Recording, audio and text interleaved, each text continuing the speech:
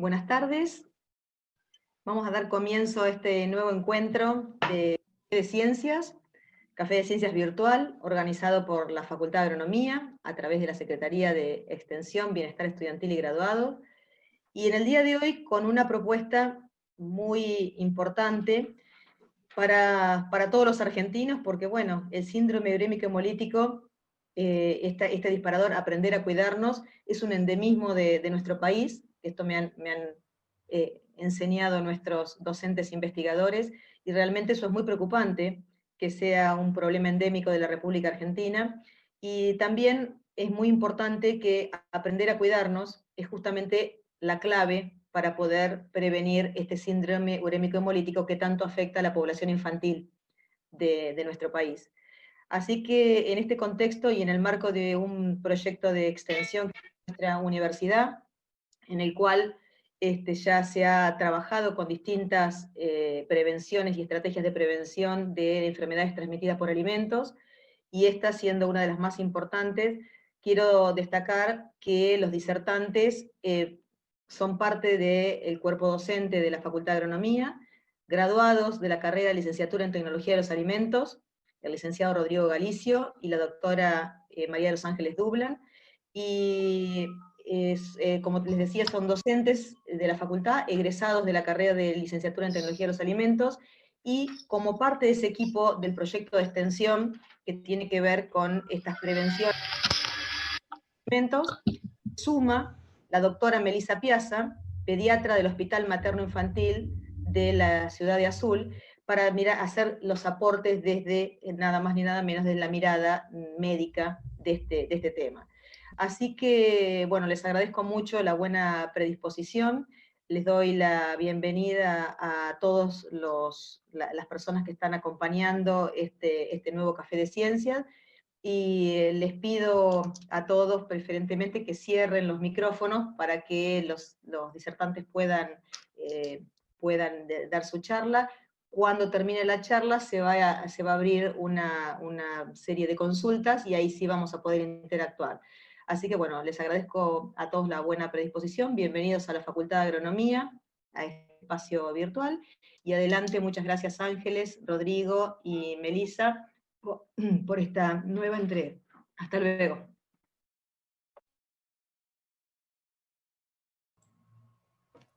Bueno, muchas gracias Liliana.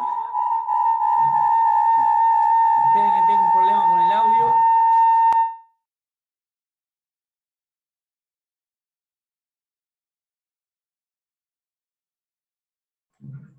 Ahí creo que me escucho mejor. Tenía un eco, disculpen. Bueno, buenas tardes. Bienvenidos. Gracias nuevamente Liliana por la presentación. Saludo a mis compañeras, a María de los Ángeles y a Melissa. Perdón que tengo un retorno.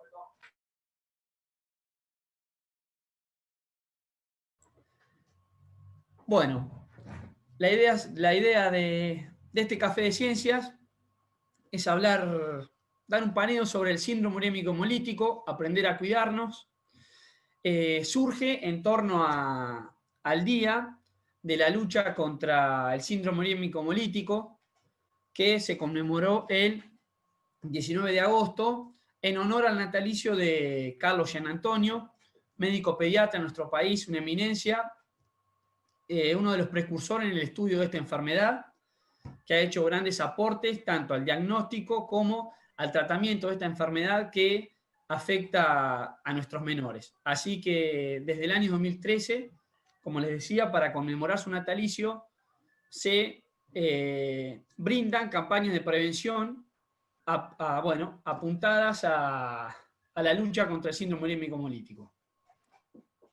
Y bueno, particularmente un orgullo de la Facultad de Agronomía poder extender todo este tema hacia toda la población en general.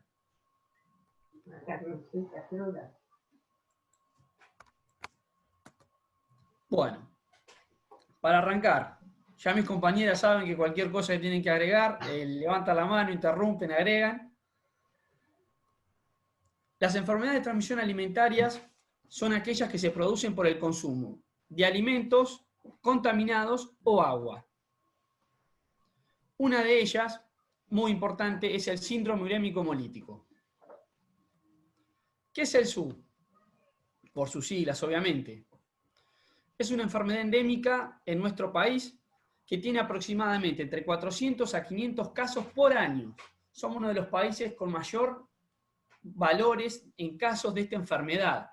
Es una triste estadística y así todo, no se ven muchas campañas, si bien ahora hay cada vez más organizaciones, distintas ONG, creemos que falta en los medios capacitación para prevenir esta enfermedad. Van a ver más adelante lo sencillo que son las normas de prevención de esta enfermedad, al igual que otras enfermedades de transmisión alimentaria. Afecta principalmente a niños menores de 5 años. Es la primera causa de insuficiencia renal aguda en edad pediátrica y la segunda de insuficiencia renal crónica. Y por otra parte es responsable del 20% de los trasplantes renales en niños y adolescentes. Es conocida como la enfermedad de las hamburguesas, pero una de las ideas que queremos se lleven de las charlas, que no solo se da por las hamburguesas y la carne picada cruda, sino que hay una gran gama de alimentos e inclusive costumbres o malas costumbres que pueden hacer que podamos contraer esta enfermedad. ¿En qué momento del año se dan los casos? Básicamente esta enfermedad ocurre a lo largo de todo el año, los casos no tienen una temporada lógica, pero suele tener un aumento estacional en primavera y verano. Esto se debe que al aumentar la temperatura ambiente, uno a veces pierde los cuidados y al hacer más calor, las bacterias se desarrollan, o bacterias y otros microorganismos se desarrollan con mayor facilidad en los alimentos y en el ambiente, obviamente. Bueno. En el caso del síndrome urémico hemolítico al que nos vamos a referir hoy, es causado por una bacteria, ¿sí? Vamos a nombrar a esta bacteria que es la responsable de causar el síndrome urémico hemolítico como la Escherichia coli. Ahora, dentro de lo que es Escherichia coli, podemos tener diferentes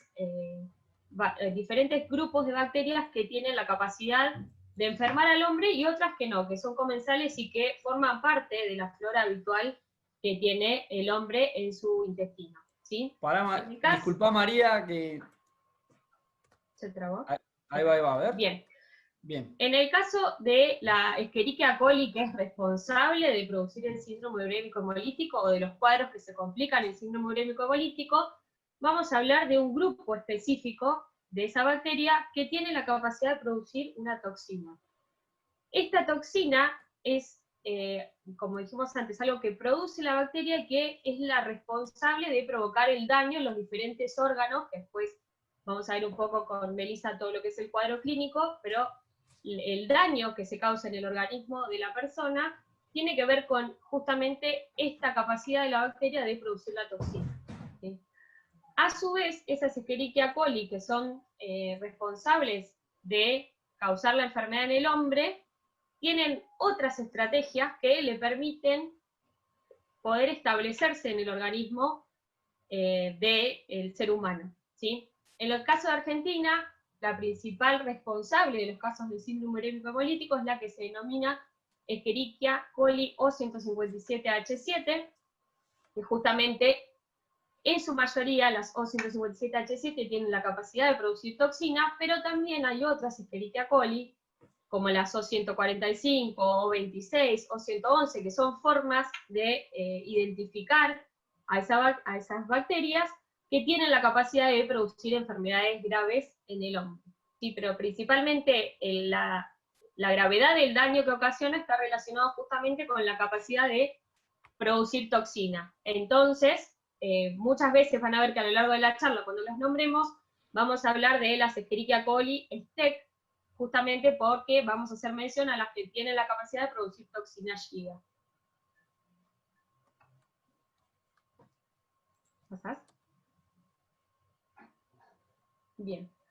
Si hablamos de dónde se pueden encontrar las Escherichia coli, y en particular las que son responsables de generar esta enfermedad, el ganado bovino es el que tiene la mayor prevalencia, es decir, que si se analiza la materia fecal del ganado bovino, encontramos que alrededor de un 40% del ganado bovino es portador de la bacteria que es capaz de desencadenar un síndrome urémico hemolítico, ¿sí? Entonces, todo aquello que pueda entrar en contacto con lo que es la materia fecal del ganado bovino, y también se ha detectado en algunos otros rumiantes, tiene la potencialidad de poder desencadenar la enfermedad si uno entra en contacto con la materia fecal o con alimentos que estén contaminados con la materia fecal o incluso con el agua. ¿Sí? Entonces, por ejemplo, es muy importante lo que es las producciones de ganado vacuno, la cercanía, por ejemplo, a cursos de agua que puedan recibir descargas desde esa producción, descargas de materia fecal que contaminen los cursos de agua o las napas, e incluso que se utilice, por ejemplo, la materia fecal de los animales como el abono para producir diferentes tipos de hortalizas, ¿sí? De diferentes cultivos. Y por otro lado, también tenemos lo que son personas portadoras de la bacteria, que pueden ser personas que sufrieron alguna enfermedad causada por Escherichia coli productora de toxina Shiga y que continúan por un tiempo eliminando la bacteria de su materia fecal, o personas que ni siquiera desarrollan ningún tipo de síntoma, ¿sí? Es decir, que son portadoras de la bacteria sin enterarse, ¿sí? Entonces es muy importante todo lo que es el cuidado de higiene, que vamos a mencionar más adelante, para evitar justamente que las personas que son portadoras sin saberlo puedan convertirse en un vehículo de contagio de la Escherichia coli STEC.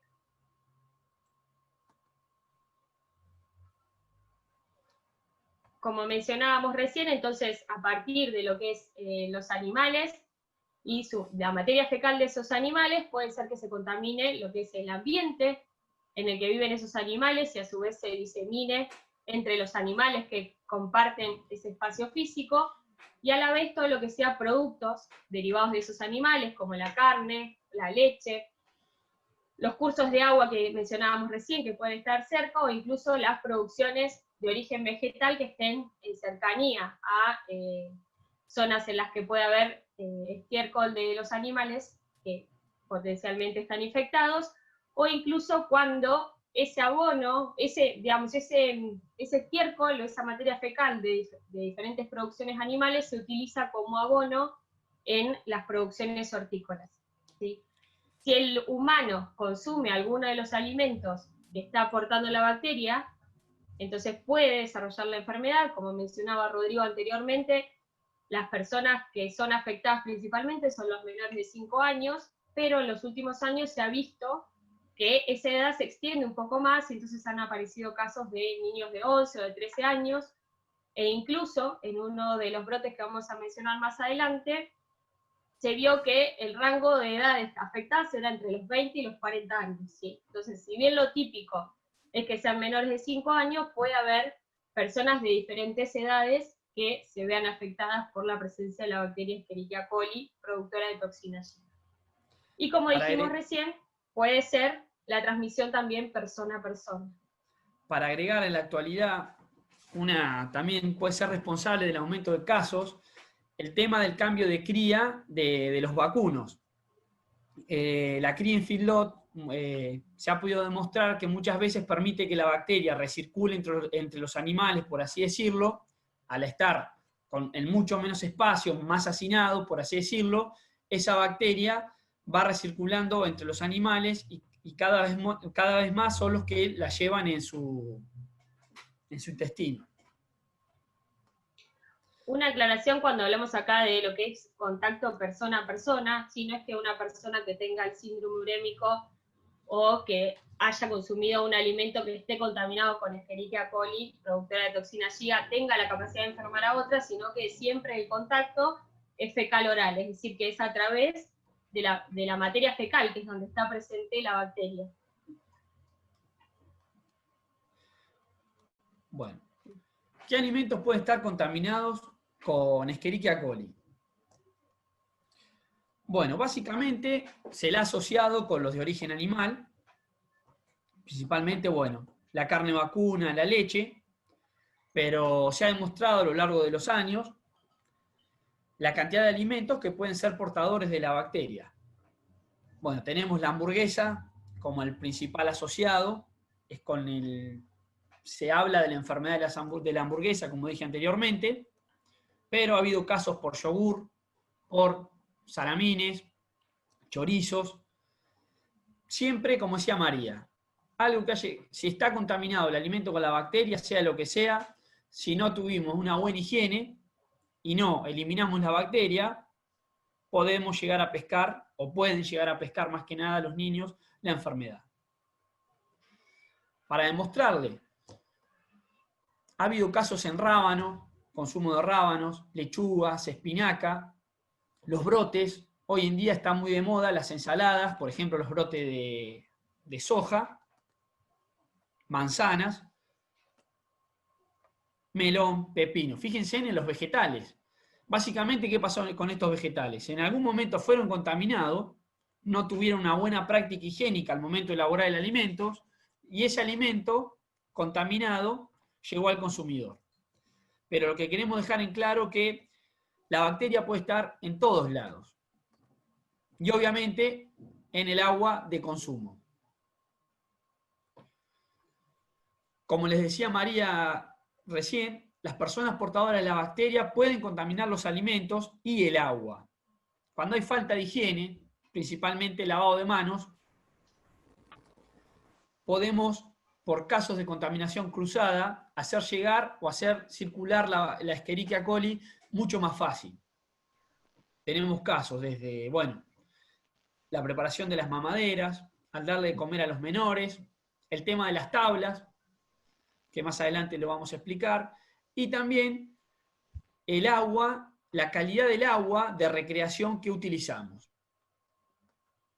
Incluso en estos casos, digamos, si por ejemplo hay un niño que consumió algún alimento que estaba contaminado con la bacteria, lo que se recomienda es justamente no compartir espacios de recreación que tengan que ver con medios acuáticos con otras personas, porque si todavía está eliminando la bacteria por materia fecal, puede ser una forma de que contamine el agua en la que se va a recrear se van a recrear otras personas, ¿sí? Entonces, en los casos en que una persona tiene diarrea, siempre se aconseja no hacer uso de los espacios comunes de recreación que tengan que ver con medios acuáticos, lo que es piletas.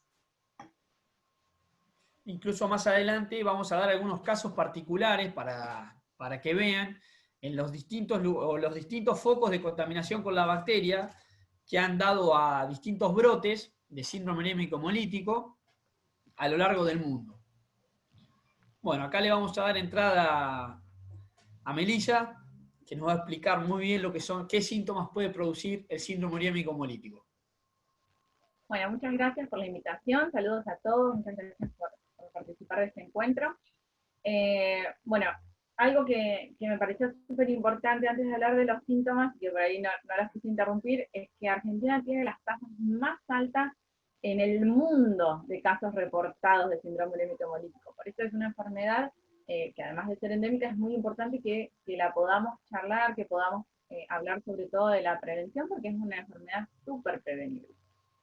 A nosotros nos llegan los pacientes, el periodo de incubación es entre 1 y 8 días, o sea, el paciente consume o está en contacto con la bacteria y puede generar los síntomas el día siguiente o una semana y media después, ¿sí? O una semana después de haber tenido contacto con la bacteria. Los síntomas principales al principio son diarrea, algunos pacientes pueden presentar vómitos, el dolor tipo cólico abdominal, puede haberse antes de que se presente la enfermedad y a veces puede cambiar sin tener vómitos. El paciente puede estar deshidratado por este cuadro de diarrea y de vómitos, al no estar recibiendo una hidratación adecuada, y es importante saber que no todos los pacientes que van a realizar después el síndrome urémico hemolítico presentaron diarrea con sangre. O sea, no todos los pacientes con SHU sí o sí tuvieron que tener diarrea con sangre, sino que es algo que se ve habitualmente, pero no en todos los pacientes. Después de este periodo prodrómico, el 90% de los casos estos pacientes que tienen igual Escherichia coli se resuelven sin presentar lo que es el síndrome urémico hemolítico, que es esta enfermedad. Y entre el 10 y el 15% sí la van a producir. ¿Y cómo nosotros vemos a estos pacientes que tienen síndrome urémico hemolítico? Bueno, se ve afectado a nivel hematológico. Los pacientes tienen una anemia hemolítica microangiopática, tienen los valores de hemoglobina y hematocito muy bajos. Esto les va a generar a nivel, tenemos algunos que son signos y algunos síntomas. En cuanto a los síntomas, tenemos esta palidez cutánea mucosa, que se puede acompañar por esta anemia y esta necesidad del cuerpo de suprimir esa, sabemos que los glóbulos rojos transportan el oxígeno al resto de los órganos, entonces el corazón empieza a funcionar más rápido y entonces tenemos esta taquicardia. Los pacientes pueden tener debilidad y pueden algunos tener fiebre, porque no nos tenemos que olvidar que estamos hablando de un cuadro infeccioso. Después, a nivel también hematológico, tenemos la plaquetopenia. La plaquetopenia se puede manifestar a veces con hematomas y las llamadas petequias, que son estas manchas color rojo, que no se borran a la vitropresión. Después, la otra parte es el compromiso gastrointestinal. El compromiso gastrointestinal, además de la diarrea, a veces podemos observar a los pacientes que presentan invaginación intestinal, o cuadros que es un cuadro de obstrucción intestinal, y a veces puede haber afectación de la mucosa del intestino, lo que puede llegar a producir perforación intestinal. El compromiso gastrointestinal es uno de los compromisos que por ahí nos prenden la alarma en cuanto a la gravedad de esta enfermedad. Después también tenemos la afectación a nivel renal. Esta es parte de la tríada clásica del síndrome urémico hemolítico. La insuficiencia renal, vemos pacientes que orinan menos o que directamente no orinan. Algunos tienen orina con sangre, ¿sí? Que se llama hematuria, que puede ser microscópica, que no se ve a simple vista, o macroscópica, que se ve, y también el tiempo que el paciente pase en anuria, que es la incapacidad de orinar, también nos habla de gravedad de este cuadro. Además, se pueden ver afectados otros órganos que podemos ver a nivel de pancreático, que se afectan los islotes pancreáticos, pueden ocasionar una diabetes mellitus, que a veces puede ser temporario, transitorio, y a veces quedarse como permanente en el paciente. También podemos tener fallas hepáticas y cardiovascular, y el fallo del sistema nervioso central, donde el paciente se puede presentar con irritabilidad, a veces presentar periodos de somnolencia, donde está muy dormido, y cuadros más graves como convulsiones, coma, y claramente este es otro de los síntomas que marcan la gravedad del cuadro del síndrome urémico hemolítico. Es una enfermedad que en el 95% de los pacientes va a resolver en la fase aguda, y hay un 4% de estos pacientes que van a fallecer, o sea, tiene una mortalidad del 4%.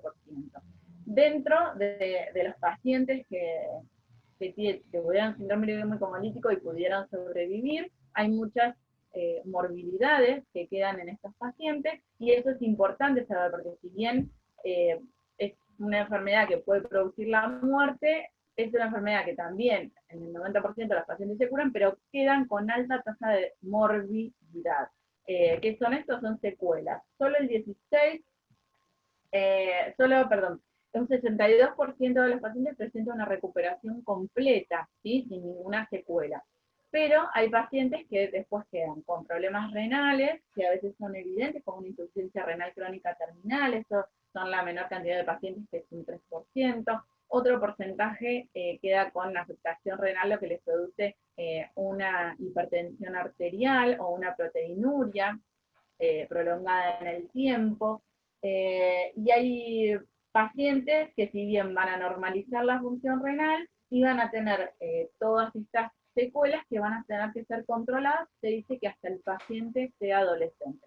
Por eso, una vez que el paciente se da de alta del síndrome urémico hemolítico, tiene que tener control con su pediatra hasta la adolescencia, porque estas manifestaciones a veces son más tardías en el tiempo y no inmediatas a la recuperación de la patología aguda.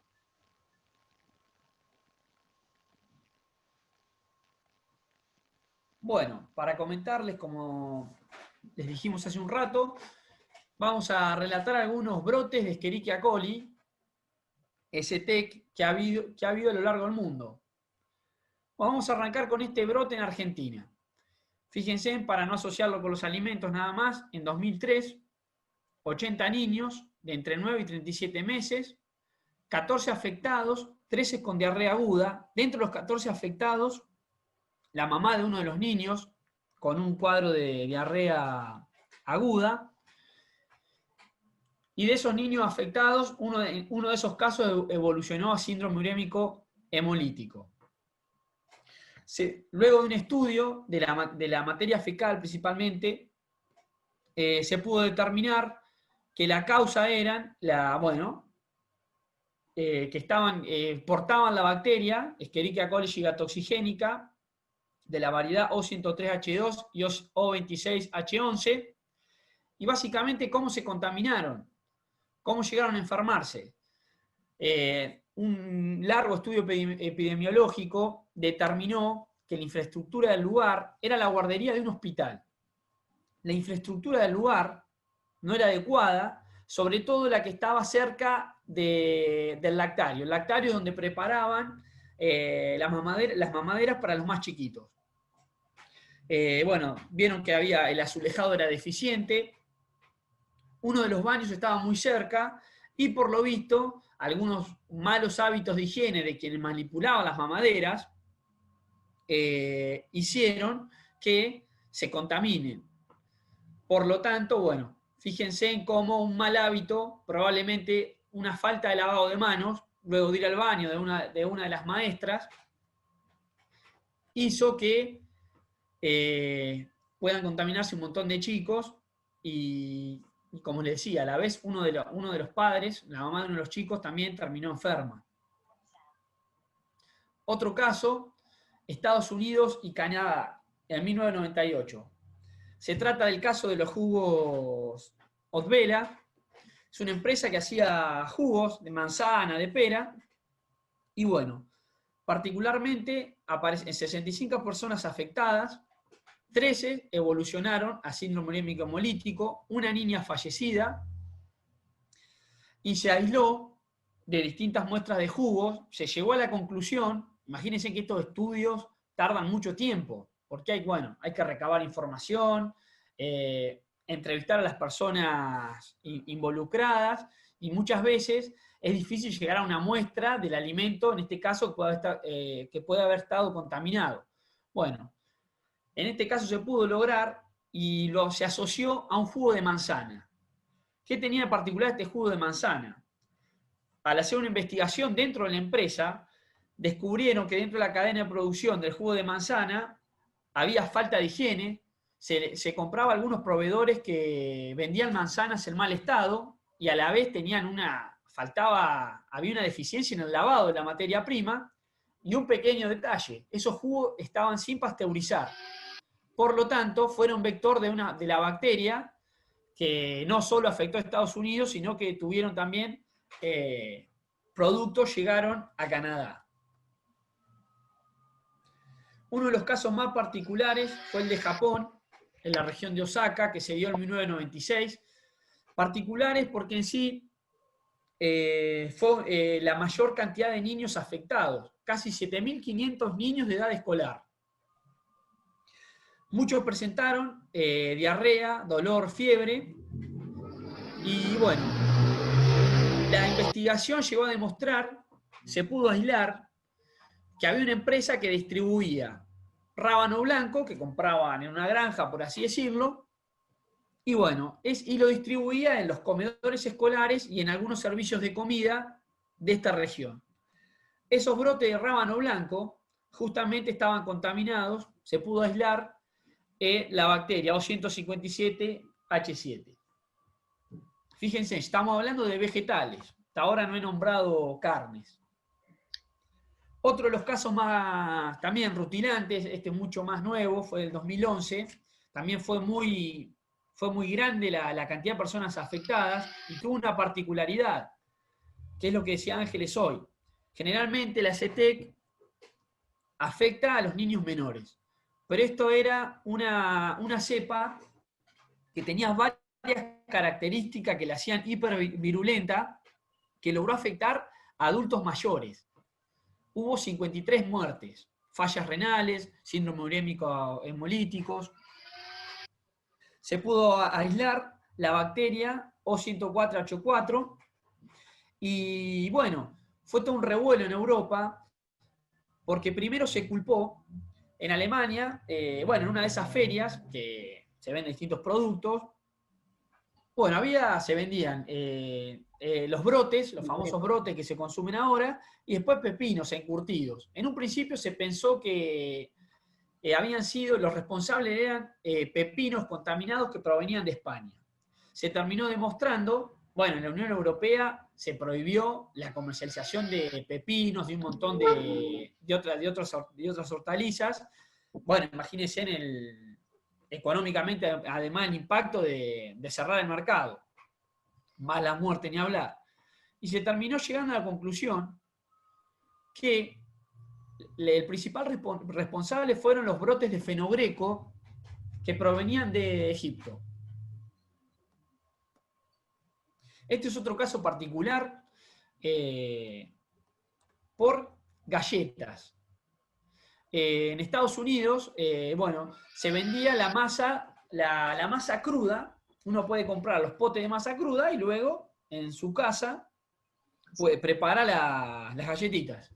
Bueno, cuestión que aparecen 72 casos a lo largo de muchos estados de Estados Unidos, donde se ven personas afectadas con una edad entre 2 y 65 años, pero la mayoría, los principales síntomas y los más afectados fueron de edad de 18 años hasta los 2 años. Bueno, de esos 72 casos, 10 evolucionaron a síndrome urémico hemolítico, no hubo casos fatales por suerte, y se logró aislar una cepa de O157H7. Lo particular de la empresa, bueno, total, no, vamos a hacerle el chivo, no sé si buen chivo, pero la empresa era Nestlé. ¿Cómo podía ser que un producto que se cocina supuestamente pudiera contagiar o podría ser portador de la bacteria? Bueno, se dieron cuenta que mucha gente comía la masa cruda de las galletitas. Y bueno, y así fue como se produjo la contaminación con esta bacteria. Nunca pudieron determinar bien cómo llegó la bacteria a la línea de procesado. Pero fíjense, por consumir masa cruda de galletitas, los casos que tuvieron. Nuevamente vuelve a surgir la falta de control y muchas veces bueno, la ineficiencia en la higiene de las industrias. Hago un agregado ahí que más allá de que no debería haber sucedido que eso salga al mercado si estaba contaminado con una Escherichia coli productora de toxina Giga, digo, por lo menos con una Escherichia coli patógena, no debería haber salido al mercado, o sea que ahí falló un primer control que sería el evitar que eso sea comercializado.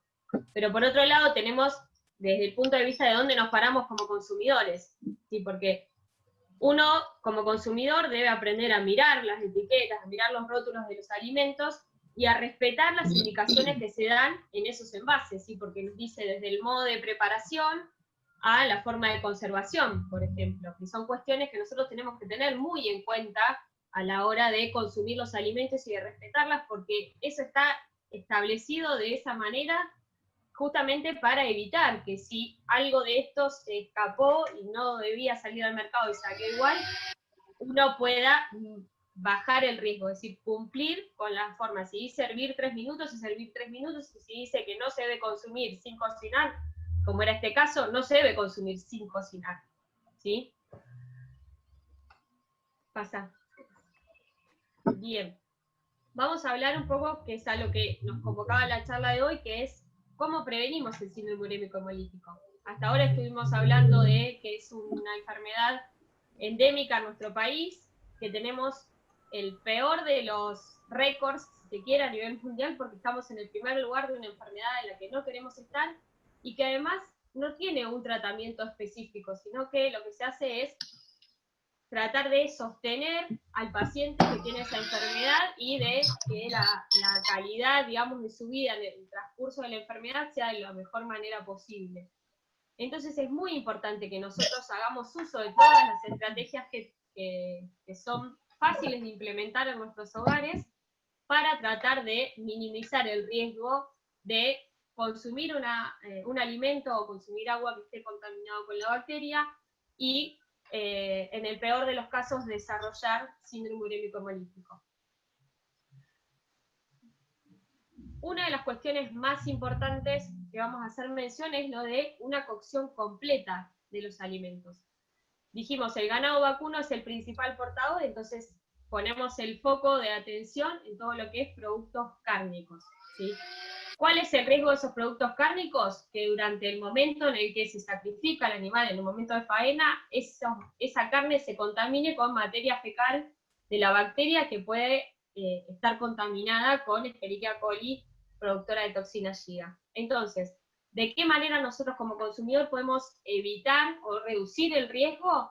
Cocinando bien las carnes, porque con el calor, la bacteria, si está presente, se va a morir. Entonces es muy importante respetar el tiempo de cocción, no suministrar alimentos, especialmente a lo que son los niños, que son los de mayor riesgo, que presenten jugos rosados, ¿sí? Evitarlos, especialmente si esa carne es picada, como veíamos en la foto de recién, la hamburguesa. Entonces, una primera barrera que podemos poner a consumir alimentos contaminados con la bacteria es la cocción. Si nosotros usamos una temperatura por encima de los 70 grados y cocinamos hasta no ver jugos rosados en las carnes, entonces estamos asegurando que el tiempo y la temperatura en la que estuvo en cocción ese alimento fue el suficiente para matar la bacteria en el caso de que hubiera estado presente. Agrego una cosita, a veces se piensa que con la carne frisada, al haber estado en el freezer, la bacteria se muere, y esto no es así. Entonces es importante saber de que, por más de que haya estado en el freezer, la bacteria puede seguir viva, y que si no cocinamos bien toda la carne, puede estar presente ahí. Generalmente por ahí los pediatras hacemos mucho hincapié en la carne picada, en hamburguesas, albóndigas, empanadas, pastel de papa, pero bueno, saber que puede estar en cualquier carne. Sí, se han dado más frecuentemente por ahí los contagios por carne picada, porque al mezclarse toda la carne cuando se la pica, la bacteria puede quedar en cualquiera del lado del albóndiga, o de la carne, o de la hamburguesa. Entonces, al no llegar bien la cocción al centro de las hamburguesas o las albóndigas, está la bacteria viva, y ahí es donde genera la contaminación a las personas. Pero bueno, en cualquier carne puede estar presente, y tampoco está bueno demonizar a la carne picada, porque sabemos también que hay familias que solo es la única carne a la que pueden acceder, si bien hay un montón de otros alimentos que pueden consumir los chicos que no necesariamente. Sabemos que la biodisponibilidad del hierro de la carne de vaca es única para las personas, la forma en la que está el hierro y la absorción de los humanos, no hay como en la carne, como un alimento que lo aporte con esa biodisponibilidad, pero sí enseñarles a que la cocción debe ser homogénea en toda la carne que se utilice. Así que por ahí a veces le damos técnicas que a veces es mejor hervirla y después usarla en las preparaciones, si es la única carne a la que pueden acceder. Sabemos que estamos en un país muy carnívoro, donde la carne, como si no hay algo de carne en el plato, la familia siente a veces que no le da una buena alimentación a sus hijos, y a veces la única carne que pueden acceder es la carne picada. Entonces hay que darle algunas de esas técnicas, si bien nosotros no recomendamos que la coman hasta los 6 años y no incorporarse a las cosas hasta esa edad.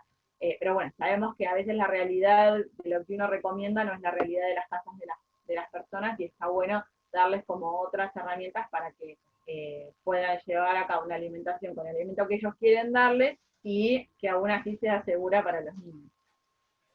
No, Claro, buena la apreciación de Melissa.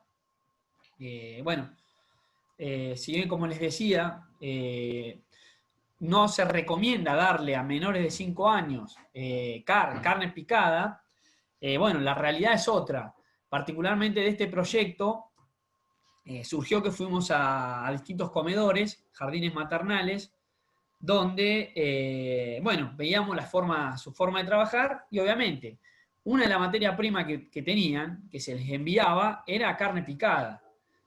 Y como decía Melissa, muchos de esos chicos, el único momento que veían carne en la semana eran cuando iban al comedor. Entonces, sacarle la carne es demasiado. Por eso que lo que queremos que se lleven de esto es el tema de la prevención.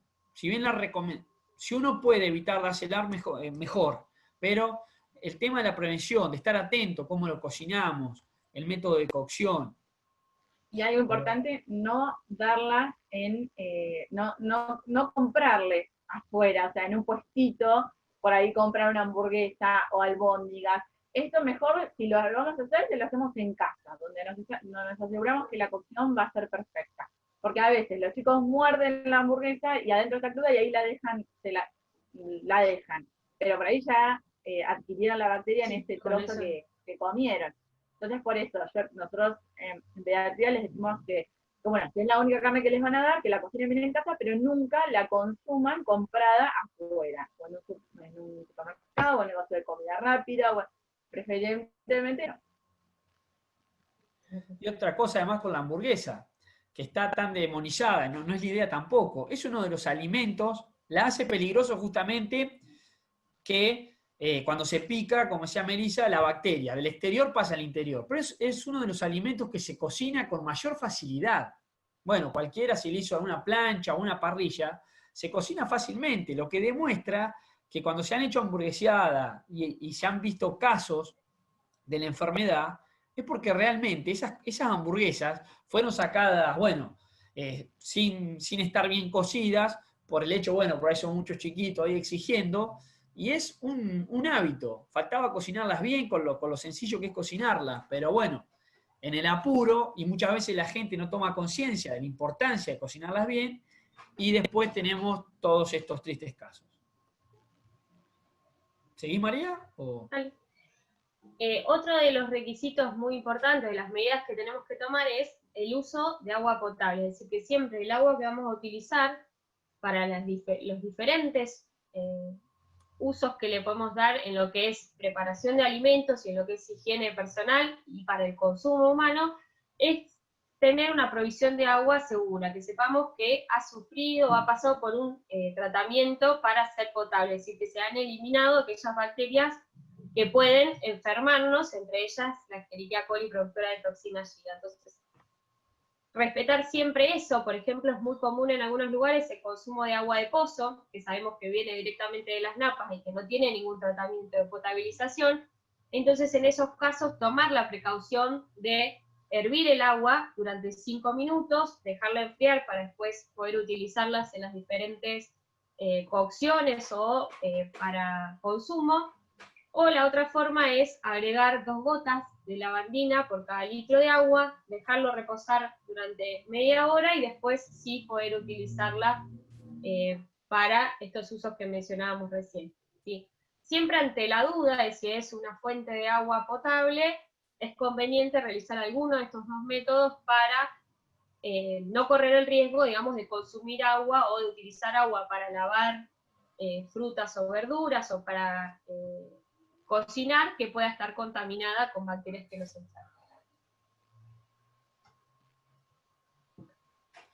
Con respecto a lo que es lácteos y derivados, y como mencionaba hoy Rodrigo en uno de los ejemplos de brotes, es muy importante que todos los productos lácteos y los jugos sean pasteurizados, es decir, que hayan pasado por un tratamiento con calor, que como dijimos, para la cocción de la carne sería el equivalente en leche, la leche que viene directamente del campo, pase por un tratamiento térmico que permita eliminar la bacteria, ¿sí? Y no enfermarnos. Muchas veces se recurre a lo que es la leche directamente desde el campo, desde el tambo, considerándolo como más saludable porque no pasa por todos los tratamientos posteriores que se hacen en la industria alimentaria, pero es muy importante tener en cuenta esto, es una leche que no es pasteurizada y que si en algún momento del ordeño entró en contacto con materia fecal de la vaca, puede estar contaminado con la bacteria. Entonces es muy importante que sea pasteurizado, ¿sí? No por ser natural o directamente del campo, es lo más saludable. Muchas veces tenemos otros riesgos. Entonces es importante este tratamiento térmico, por lo menos media hora, 70 grados, para asegurarnos que esa leche no contiene la bacteria. Hoy en la actualidad, bueno, con las nuevas tendencias de la alimentación, incluso hay distintas, bueno, páginas o seguidores que han empezado como a demonizar la pasteurización, como que le ha hecho perder la calidad de la leche, que hay que volver a lo natural. Y una de las principales cosas que por ahí tenemos en nuestra carrera o con la prevención de enfermedades de transmisión alimentaria es, antes no pasaba. A ver, al ejemplo de la leche, como le decía María, muchas veces alguno habrá tomado leche, ni bien lo ordeñó, tuvo la suerte por ahí, que justo no lo afectó. Otros por ahí no nos enteramos, pero son pocos los que tomaban leche de la teta de la vaca, por así decirlo, directamente de la ubre. Generalmente esa leche de campo llegaba a la casa y servía en una olla y ahí tenían el tratamiento de pasteurización. Pasa que ahora se entiende la pasteurización como es un tratamiento industrial, como que tiene agregados de químicos peligrosos. No, básicamente es un tratamiento térmico que elimina los microorganismos peligrosos que pueda tener la leche o otros productos derivados de la leche, y que básicamente ese aumento de temperatura no hace perder características nutricionales o valor nutricional concreto ese producto. Básicamente queda intacto, no pierde nada. Y ante el riesgo de contraer una enfermedad como esta, obviamente que uno tiene que recomendar de consumir productos pasteurizados. Pero bueno, hoy hay toda una nueva movida, una onda de no consumir pasteurizado directo del campo, y bueno, así son los riesgos que muchas veces se corren. Bueno, lavado de manos. ¿Cuándo hacer lavado de manos? Hoy en día somos todos expertos en lavado de manos. El coronavirus nos ha dejado dentro de lo malo. Lo bueno que nos va a dejar es recordar lavarnos las manos. Particularmente en el año 2009, fue uno de los, como les decía, en Argentina, uno de los países con mayor tasa de síndrome urémico hemolítico. El 2009, la tasa bajó notablemente. ¿Justamente por qué? Fue el año de la gripe porcina, donde a cada rato, en televisión o en distintos medios de comunicación, al igual que con la pandemia actual, se recomendaba el lavado de manos. ¿Qué demostró eso? Que los argentinos, en este caso, empezábamos a lavarnos las manos por miedo a contraer el virus y, a su vez, estábamos evitando un montón de enfermedades de transmisión alimentaria. Por lo tanto, ¿por qué es importante? ¿Cuándo es importante lavarnos las manos? Antes y después de elaborar alimentos, en los chicos recalcar antes de preparar la mamadera. Cualquier mamá que le va a preparar una mamadera, mamá, papá, hermano, maestra jardinera, lo que sea, debe ser un hábito obligatorio, ir a lavarse las manos antes de preparar la mamadera, después de ir al baño ni hablar, después de sacar la basura, después de manipular alimentos crudos como las carnes, de nuevo el tema de la contaminación cruzada. Siempre nos lavamos las manos luego de tocar algo crudo. Fíjense, ¿por qué los argentinos tenemos tantos casos? Básicamente no nos lavamos tanto las manos. Luego de tocar animales, incluidas las mascotas del hogar, y luego de cambiar los pañales. A ver, básicamente un buen lavado de manos debe durar entre 40 y 50 segundos. Obviamente, basta agua y jabón.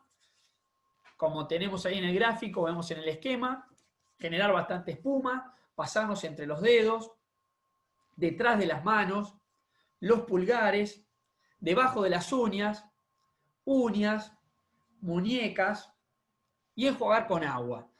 Luego, al secarnos, obviamente tener una toalla lo más limpia posible y, si puede ser, exclusiva para secado de manos. Si pudieran ser toallas descartables de papel, obviamente que es un ideal, y más con la economía de hoy en día sería lo ideal, pero bueno, una toalla limpia basta. Fíjense que una de las principales herramientas que tenemos para prevenir enfermedades de transmisión alimentaria es el lavado de manos, y es algo en el que fallamos todos los consumidores. Bueno, lavar cuidadosamente las verduras y frutas utilizando agua potable. También este año hemos estado mucho con esta indicación. hay que asegurarnos lavarlas, nunca consumirlas como vienen de la frutería, de la verdulería. A ver, se recomienda sumergirla durante 5 minutos en una solución de 5 gotas de lavandina por litro de agua y luego enjuagarlas nuevamente con agua. Con este enjuague con lavandina nos aseguramos de estar retirando todas esas flora bacteriana que pudiera ser peligrosa y generarnos alguna enfermedad, ni hablar el síndrome urémico hemolítico. Bueno, de nuevo, antes de consumirla o antes de elaborar otros alimentos, lavamos y enjuagamos las frutas y las verduras. María, ¿querés seguir?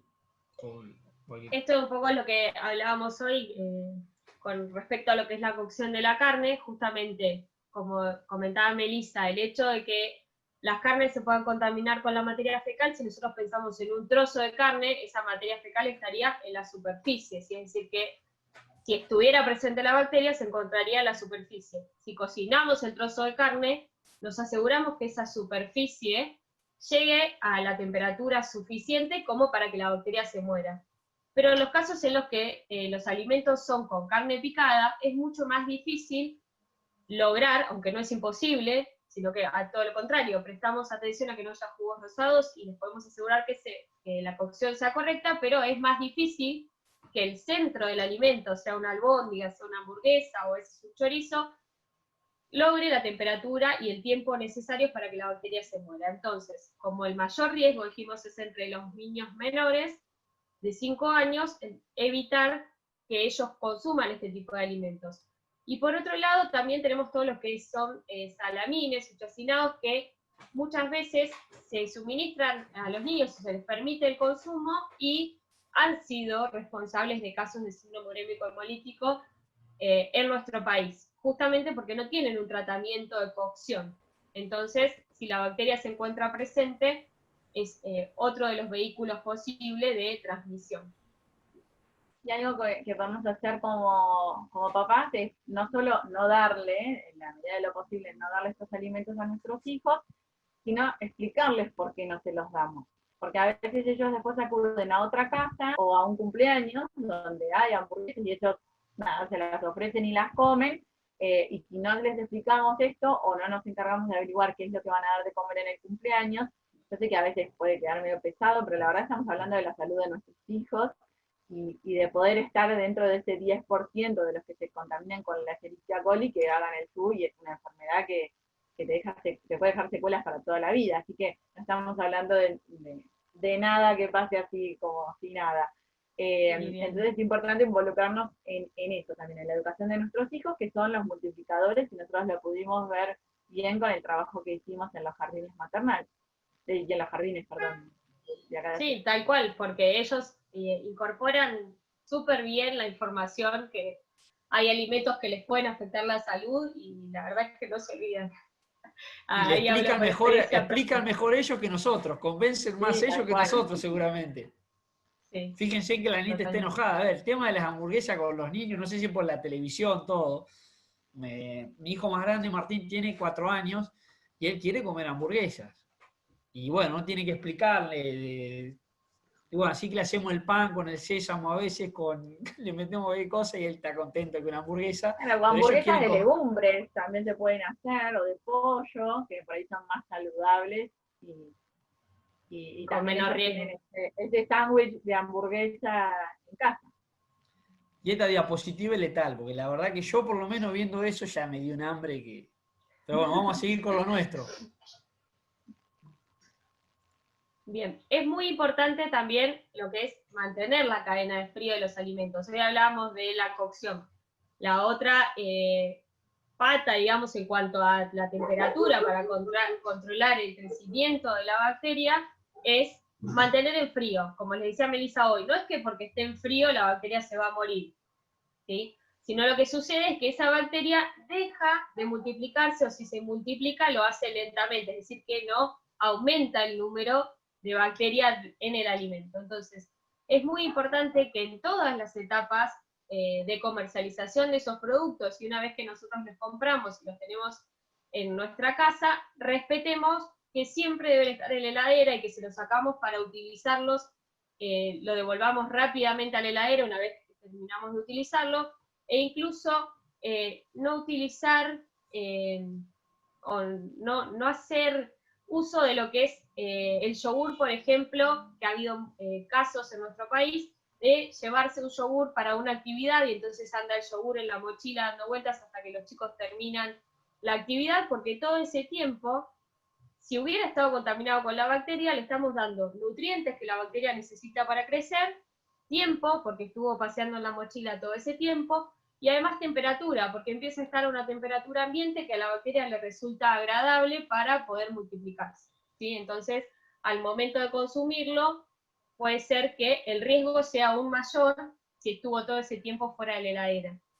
Y también es muy importante cuando descongelamos productos que están en la heladera, o en el freezer en este caso.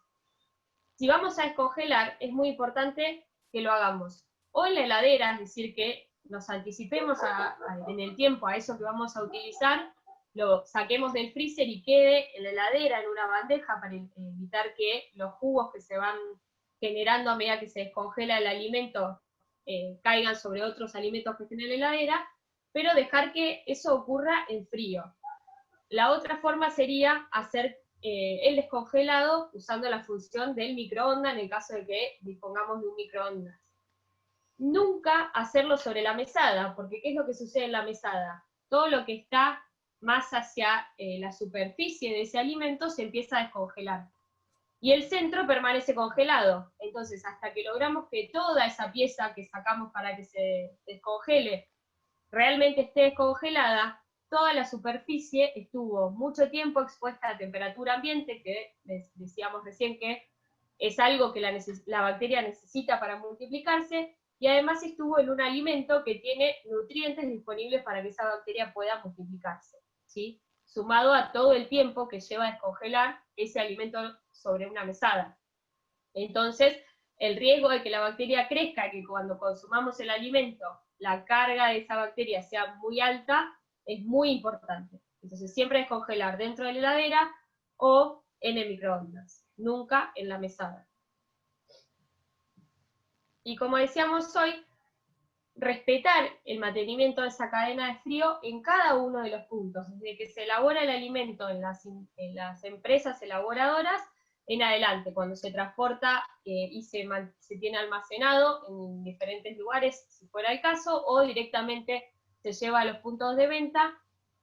Cada espacio, digamos, entre un punto y otro en el que ese alimento se detiene, ¿sí? El espacio entre esos dos puntos es tiempo que, si uno no respeta la cadena de frío, le estamos dando a la bacteria para que se multiplique. Entonces es muy importante que todo el tránsito desde la producción del alimento hasta el consumidor se respete la cadena de frío.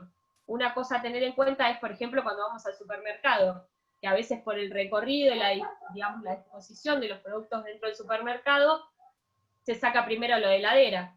Siempre tenemos que tener en cuenta sacar o comprar, cargar en el carro todo lo que es no perecedero, es decir, todo lo que no requiere frío, y por último, ir a las góndolas de los productos que van a requerir frío para ser almacenados.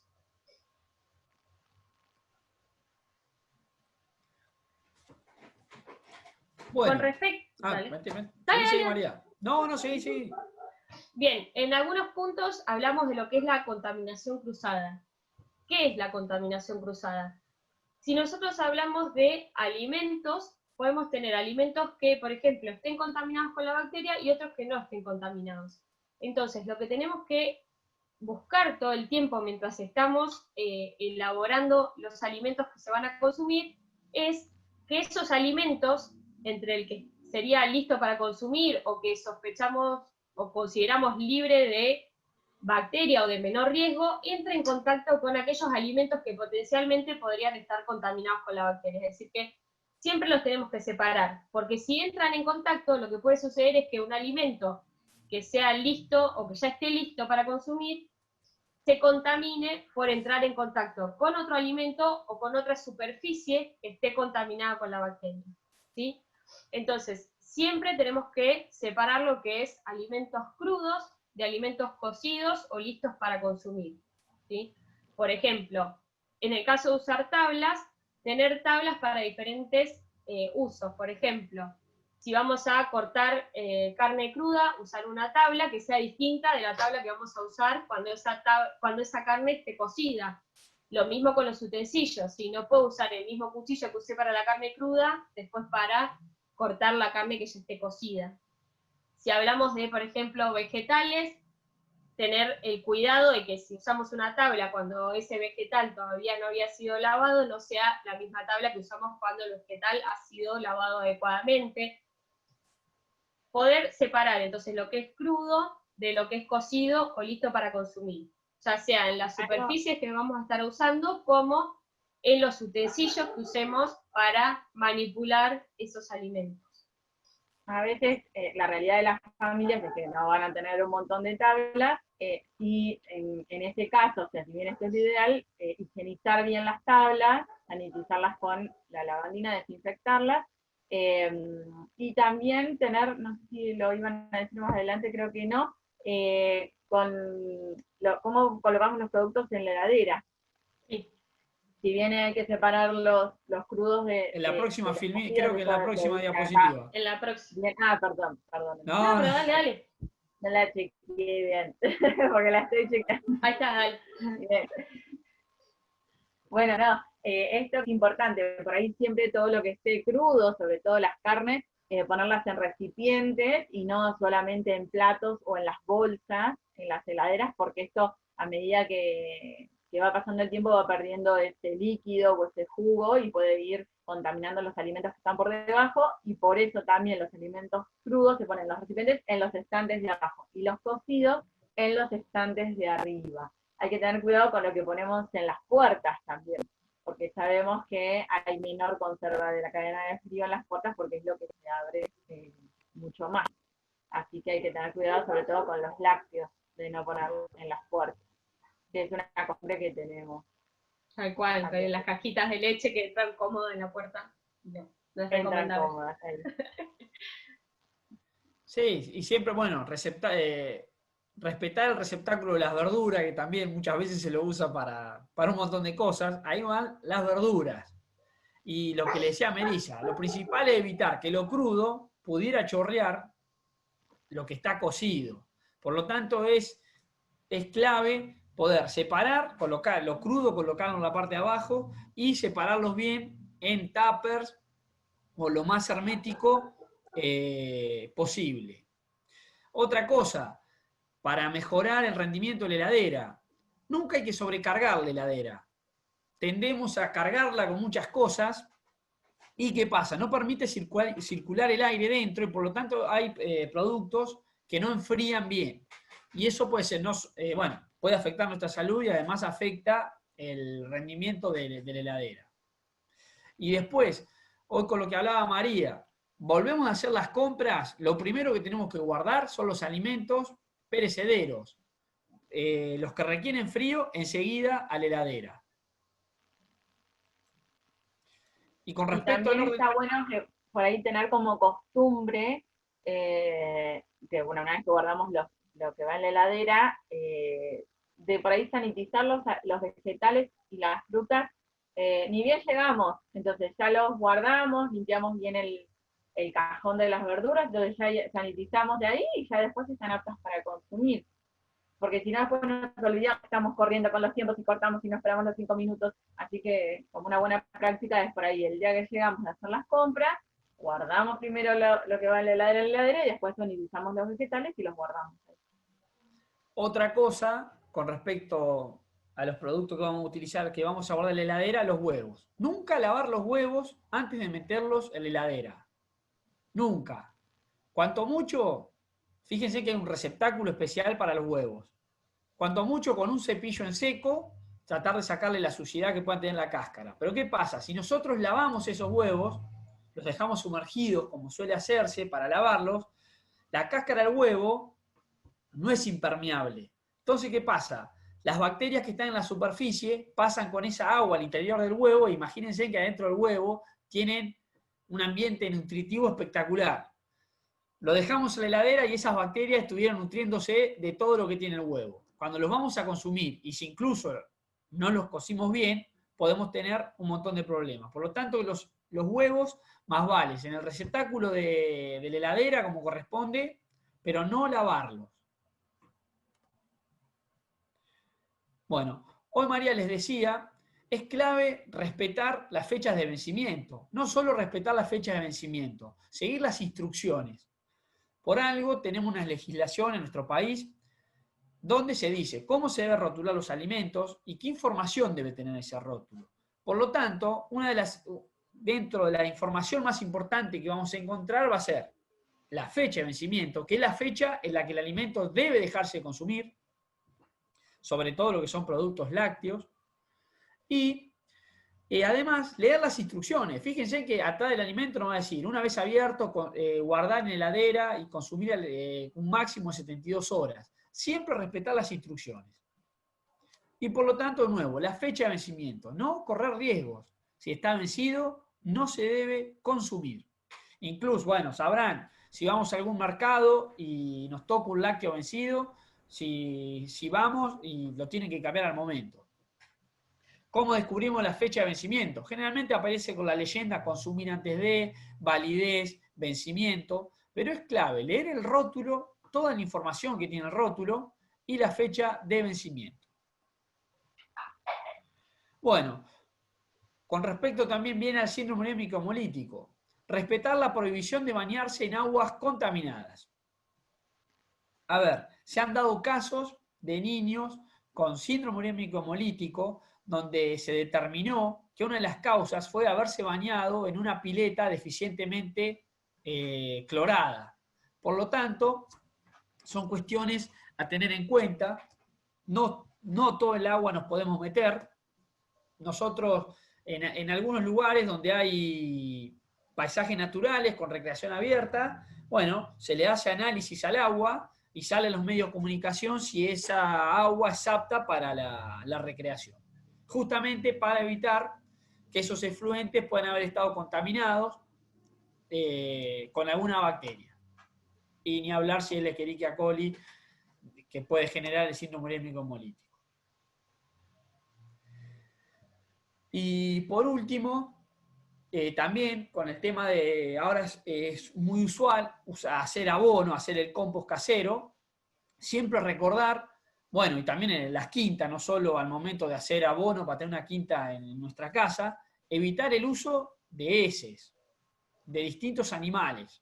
Jamás en la composta deben ir las heces. En quintas más grandes pasó que en la zona que decían que vendían verduras orgánicas. Bueno, mucha gente las iba a comprar. Cuestión, sí, no usaban agroquímicos, pero ¿qué pasó? Utilizaban los atmosféricos para fertilizar sus hortalizas. Bueno, ahí ingresaban distintos tipos de bacterias, cuando luego, al momento de consumir, no eran bien higienizadas esas hortalizas y hubo casos de síndrome urémico hemolítico. Por lo tanto, evitar utilizar en las compostas todo lo que es el tema de heces. Bueno, yo no tengo nada más para agregar. No sé, Meli, María. No, No, yo creo que están buenas todas estas pautas, de entender que es una enfermedad sumamente previsible, o sea que se puede prevenir, que hay que pensar de que sí, obviamente muchos fuimos criados o tomando leche de campo, de tambo, o comiendo hamburguesas o albóndigas o pastel de papa o empanadas de carne picada y que no nos pasó nada, pero entender que el 90% de las personas que tienen contacto con la bacteria se van a curar, pero el 10% no. Y que dentro de ese 10% un alto porcentaje va a tener secuelas. Entonces está bueno que como multiplicadores de información y a de nosotros como padres podamos tomar conciencia de esto, y es algo sumamente evitable. Entonces tratar de tener las medidas adecuadas para que nuestros niños no sufran esta enfermedad, porque son las que más lo sufren. Bueno, antes de cerrar, ¿alguna pregunta? ¿Alguna duda? No creemos que hayamos hablado tan bien, así que esperamos alguna duda.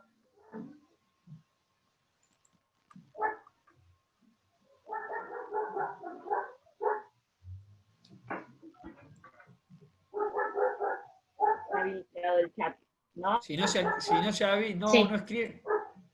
si no escriben en el chat, pueden activen el micrófono.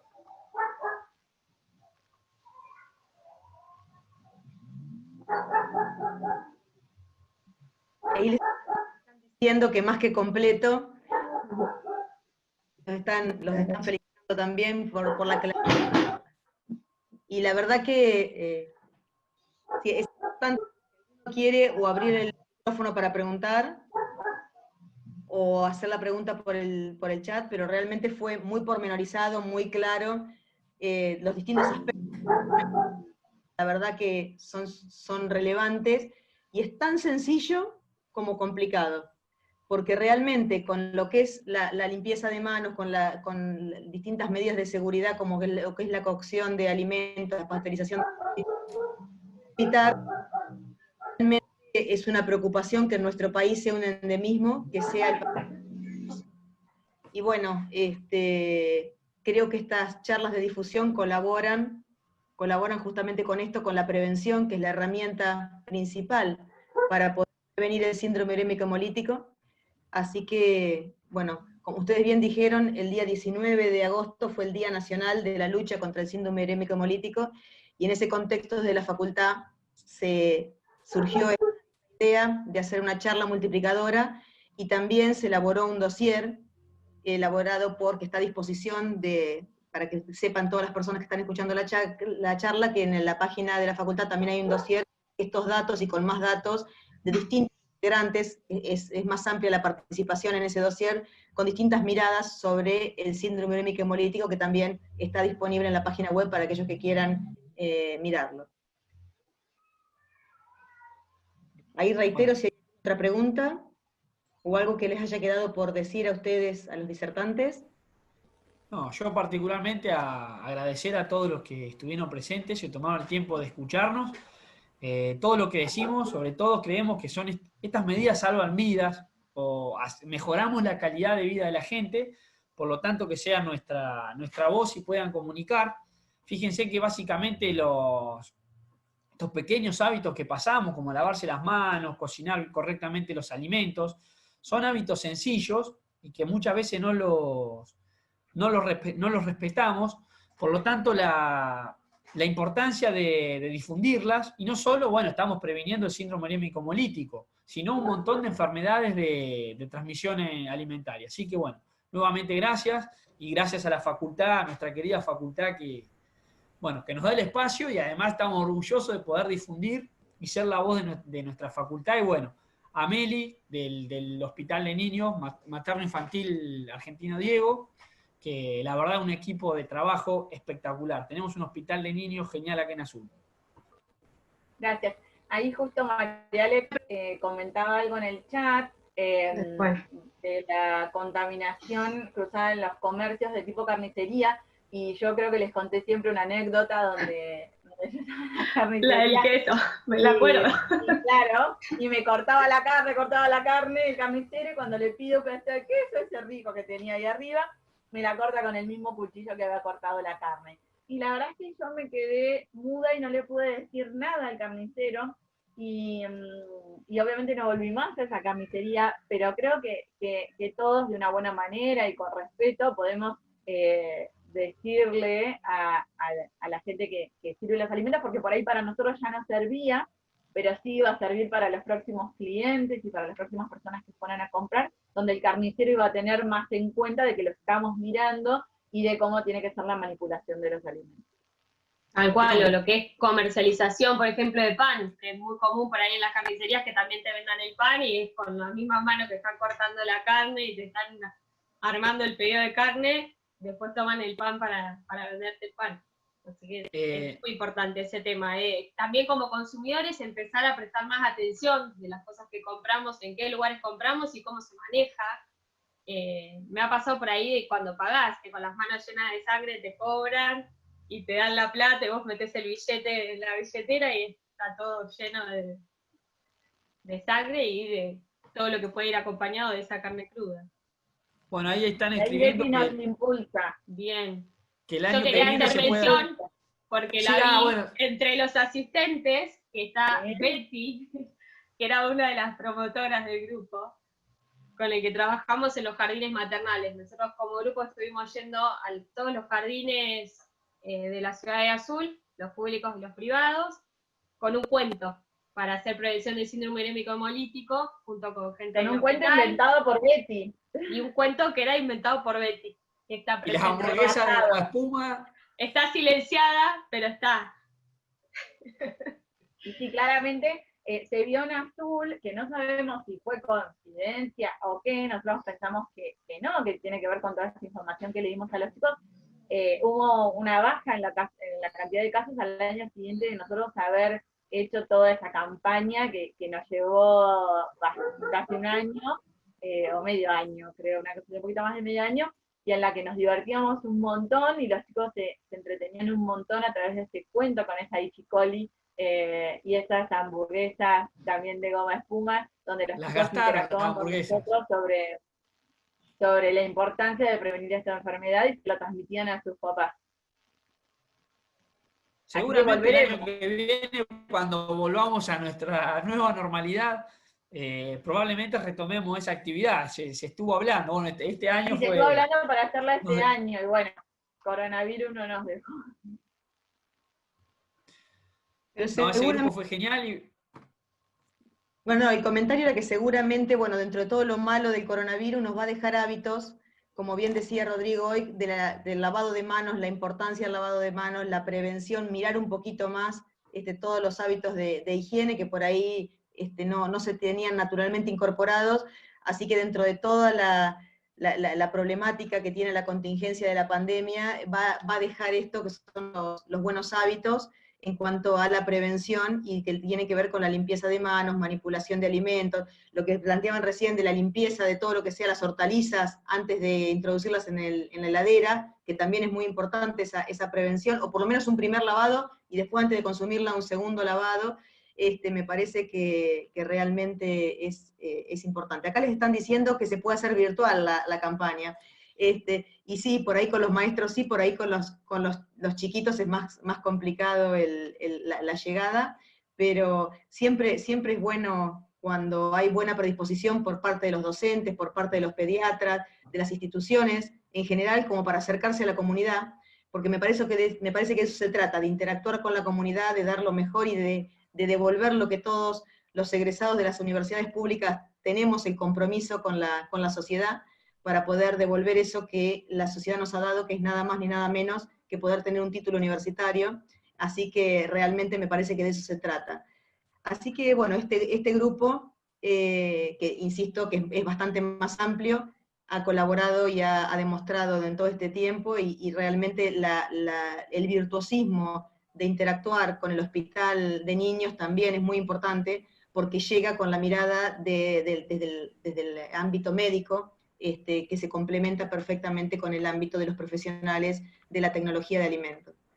Así que bueno, muchísimas gracias a todos los disertantes, a todas las personas que nos han acompañado, y es un honor realmente desde lo que es la Facultad de Agronomía poder tenerlos a ustedes acá hablando y demostrando con la pasión con la que lo hacen los conocimientos que tienen.